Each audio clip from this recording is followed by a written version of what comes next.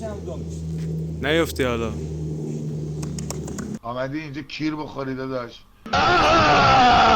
این بار اومدیم این فست فود سابیرا برگر که تعریفشو سهند خیلی میکرد. میخوایم ببینیم واقعا چطوره، در حدی که میگن هست نیست، پر میزنه پرپیمون اونجوری که تو ویدیو واقعا نشون میداد. بعدش هم از 1 تا 10 امتیاز میدیم. منم یه فیلم قراره بهتون معرفی کنم مثل دفعه قبلی. بریم برای ادامه ویدیو. اومدیم سابیرا برگر تو بلوار فرنگیان. آزشون حتما زیر ویدیو میذارم. الکی دوربینو کرد تو صورت من همینجوری. و اینکه این فضاش رو اینا براتون بگیرم. اینا میزش و صندلیاش واقعا خوب بود و جای نشیمنگاه خوبی داشت و یک کسی بخواد بشینه جاش خوب بود. خاصه کته تو قیمتای اقتصادیش هم دم در زده بودن. قیمتاش خیلی مناسب بود. اینم از آشپزخونه و از دکوراش خوب بود. استالون و نمیدونم اینا به کار برده بود. خلاصه که این از منوی خوبی داشت. اولین صفحه قیمت زده بود. تقریبا چیزای اصلیشو تو اولین صفحهش بود و اگه کسی بخواد چیزای بیشتر انتخاب کنه مثلا پیتزا میبینین که چند نمونه داشت. خب و کلا هات‌داگ و اینا هم نمونه‌هاشو نوشته بود و اینکه این پست نتونستم ویدیو خود سندو بذارم نمیدونم الکی پاک شده بود. فکر کنم که قراردادشون تموم شده و دلیلش رو واقعا نمیدونم. و اینکه روشویی هم نداشت، یعنی با دست کثیف خوردیم دیگه. این چیز منفیش بود. یا پیتزای مخصوصش هست. اینم هات داگشه. جعبه بسته بندی. جعبه‌ای. آره میگم. جعبه بسته بندی شده هست. سس هم گذاشته، سس تون گذاشته، سس قارچ گذاشته، سس مایونز گذاشته. همه چیز سساش کامله. من نمیدونم چرا در سسا فویل گرفته. حالا نمیدونم اینو بعد باز می‌کنیم ببینیم فویل گرفته. ببینیم آره اینم فویل هست، فویله. ها خب خوبه ولی کوچیکه. نمیدونم اسم کنم کوچیکه خبری نیست. نیست. نگاه می‌کنیم چه جوری باشه. فاکتورش هم یه فاکتور درست حسابی اون ندارم شد 425 تومن. دوغ و پیتزا مخصوص و هات داگ مخصوص. آره پیتزا شد همون دونه 200 تومن شد دیگه بخوای حساب. آقا اصلا اونجا یه گوشویی نبود دستتو بخوای بشوری. بعد 3 ساعت هم معطل شدیم واقعا. حالا یه خورده به خاطر پیتزاش هم طول کشید و آماده بشه اینا بود ولی یه خورده معطل در کل داشت. میتونه زودتر بده تحویل بده پیتزا رو یه خورده زودتر آماده بکنه. یه خورده با تأخیر بود که مثلا آمادهش بکنه اینا بیاد. آره واقعا تأخیر داشت. 1 ساعت نگاه داخل سایت مثلا زده و ساعت 5 باز میکنه شروع به کار. ساعت 4 گفته بود ساعت 4 گفت که 5 ساعت 4 گفته بود شروع میکنه به کار. ما تا ساعت 4 هم دیدم ساعت 4 نیم رفتیم گفت 1 ساعتی اون خلاصه 1 ساعت معطل بودیم که شروع به کار تازه بکنه. بله میگم مثلا حالا بریم ببینیم چیزی که دارن دستمون تو واقعا چه کیفیت داره. خیلی معطل شده. فقط یک نیم ساعت نشستیم وقتی که گذاشتیم ارزش 1 ساعت نشستیم 1 ساعت هم نه نیم ساعت هم نشستیم. حالا ببینیم چیزی که بهمون داده ارزشش داشت یا نه. واو پیتزاشو باز می‌کنه. پیتزاش خدایی به نظر من پرملاته. به نظر من چیز خوبیه. سپایه هم داده. میخ یا سپایه بعد تو باز کن. نه میخ یا سپایه دست اونجا اندازه نمیشه یا پتو له شده. خب بریم ببینیم چه جوریه.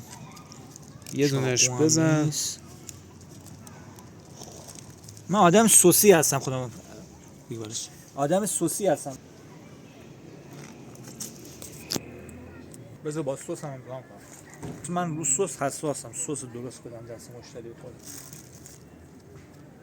جای باز کردن هم نداره. با دندون از این برای باز میشه. نه کلا مهم مزه کلیشه.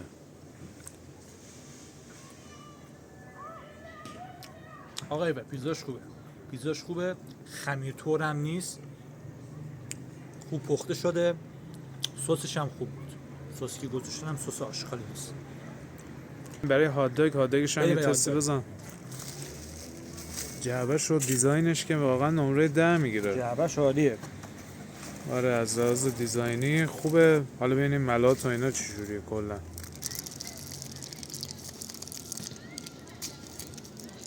با فویل بهتر میشه.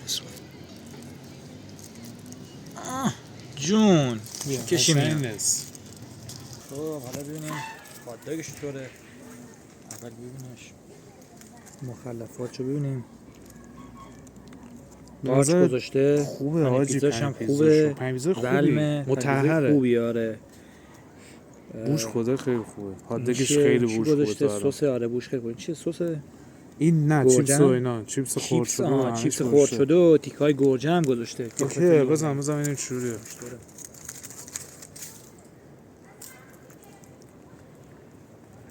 یک گاز مشتی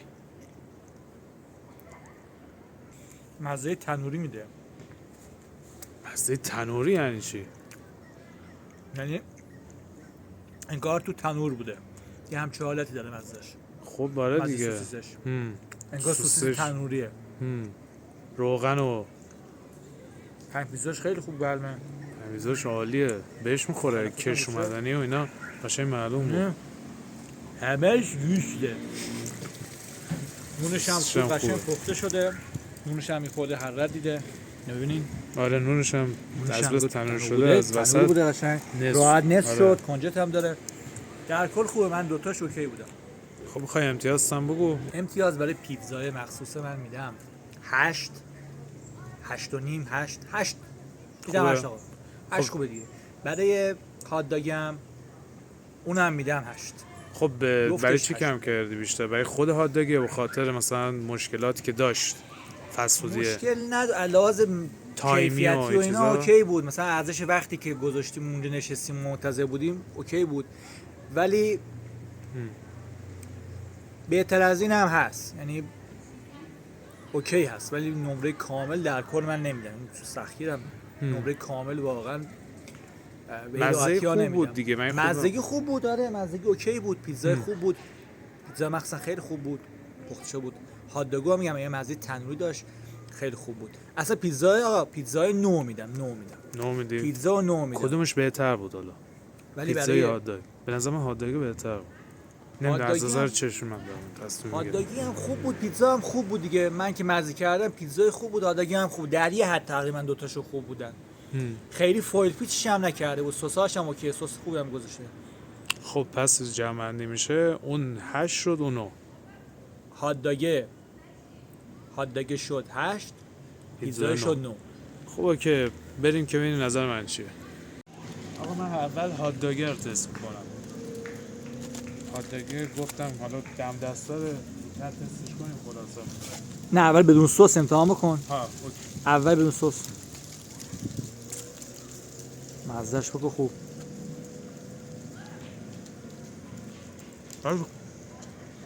خدایی خیلی خوبه. خوبه؟ مزهش عالیه. احساس می‌کنی مزه تنوری طور داره؟ آره ولی سوساش خالیه نیست. نه سوسیسش با کیفیته. جنسه خوب با کیفیتی. الان یه خوردیم مزهش عوض شدم. دلیلش هم اینه که سرد شده خدایی. هوا سرده. باید تو ماشین می‌خوریم به نظرم. یه خورده سرد دیگه. سرد شده یه خورده حالا گرم نیست. مگرنم درجه 1 بود. ای تنوری همون موقع تازه بخوری اینو. 100%. آخرش چیپس و همه چی هست. دمشون گرم واقعا. ارزش وقتی که ازمون گرفت داشت. آره واقعا خوب پختنش. یه جور مغز پخت و اینا کردن روش کار کرد. قشنگ معلومه.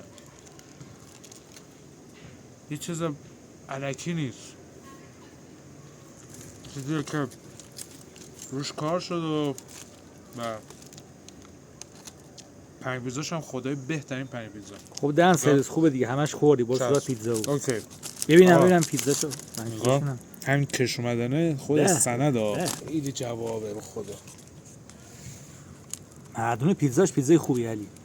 پیتزاش حرف نداره. پیتزای عالی. کلوفتیش و همه چیش درجه 1. مخلفات عالی. همش هم خوب پخته شده.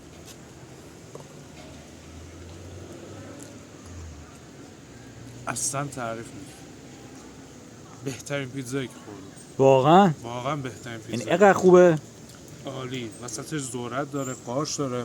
می‌گم قشنگ تزیینات و همه چی داره. آره ذرت هم داره.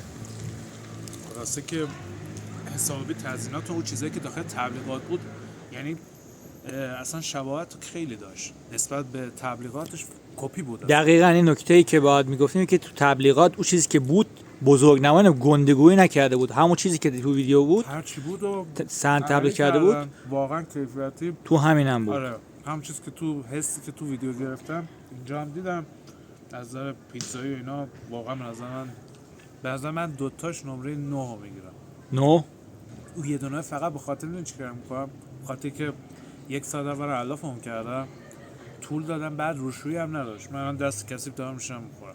حالا روشویی به خاطر که به نظرم تاسیسه مثلا نداشته، چون خودشون حتی نمیدونستن یه پارکی کنارشونه، مثلا نمیدونستن باید نمیدونستن کجا هم هستن، میومدن سر کار اینجا و میرفتن مثلا خونهشون. ها دیگه همینجوری بود. منطقه اینا خبر نداشتم.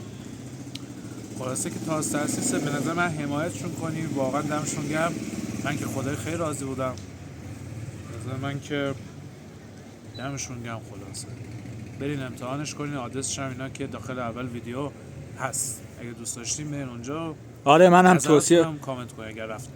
منم برای بچه بهتون توصیه میکنم حتما اینجا سر بزنین. یه چیز کیفیت خوبه بهتون میدن، ساندویچش خوبه، قیمتاش عالیه، واقعا خدایش خوبه، مخلفات هم کامل بهت میدن. پیتزا خدای 200 کجا بهتون میدن؟ با یه حجم، با یه هوا، با یه کیفیت. هات داگش هم خیلی خوب بود، حتما میرین. آره واقعا خوب بود. آقا بریم. خدایش کیف کرد. هم هات داگش خوب بود هم پیتزاش. فقط پیتزا هات داگش وقتی همچی من اولش گفتم تنوری، ولی حالت نگه دارنده طور بود. انگار خیلی درصد نگه دارندش بالا بود. نه که سوسی بد بوده خب، ولی درصد نگه دارندش بالا بود. خودم از این مواد نگه دارنده میداد. مواد نگه دارنده چه مزه میده؟ بچه‌ها بگو بدونن. چجوری بگم چه مزه‌ای میده؟ با خورده باشن که بدونن. اونایی که خوردن قطعا میدونن دیگه. چیش سوال مثال بزن. مثلا گرجه میخوردید بعضیاشون یه مزه خاصی میدن انگار یه جوریه. ها شیمیایی طوره انگار همونا. الان اینقدر انرژی گرفتم میخوام از وای خدا. این از انرژی منه. چون خیلی خوب بوده.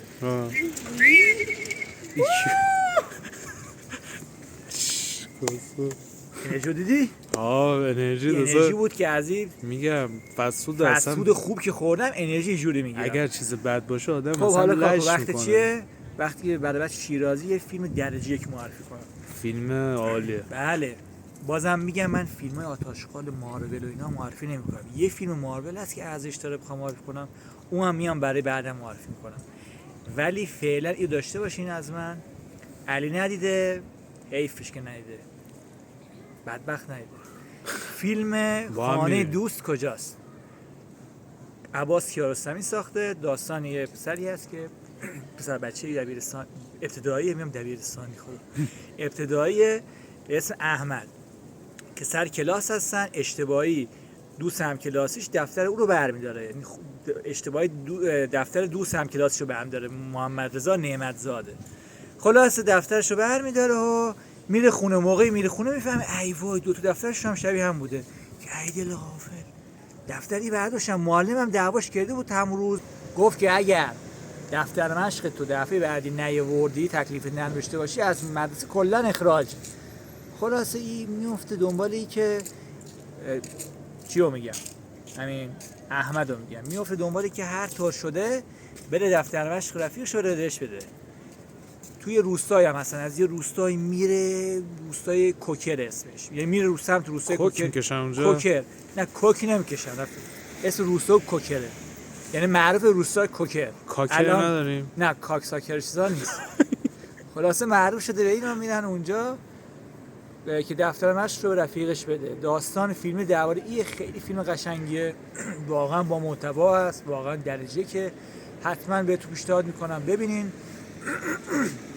کانال ما کانال کوند فود رو حتما لایک و سابسکرایب بکنین، کامنت بذارین. اینجا هم که فست فود درجه یکی بود، حتما برید امتحان کنین. میذارم تو توضیحات حتما. فقط یه مشکل دیگه هم که داشت بود که قاشق نداشت، یعنی ما سس دستساز داده بودن ولی قاشق نداشته، اصلا قاشق نبوده. ما همجور با خالی می‌کردیم اون ساندویچه. آره آخرش هم مثلا مون دیگه سس همش آره سس آخرش مون دیگه. آره یه قاشق دیگه چیه نذاشته. خوب داشته باشین تا ویدیو بعدی. دوستون دارم.